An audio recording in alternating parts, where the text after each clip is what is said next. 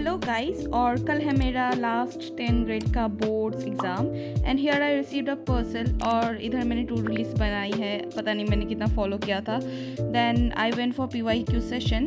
तो इधर मेरी मम्मी चाय लेके आई थी and I made some snacks for myself too, and that was like needed because I was so exhausted. एंड ये है नेक्स्ट मॉर्निंग की सुबह, it was 4 and I was thinking that oh this was the last time I had to wake up at 4 and started my revision.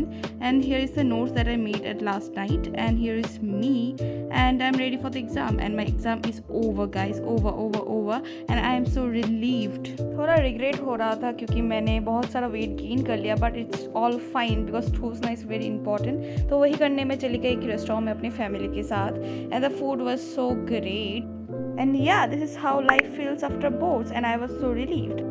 और घर गई, dinner किया। और अगर आपको वीडियो पसंद आई तो लाइक ठोक के जाना गाइस।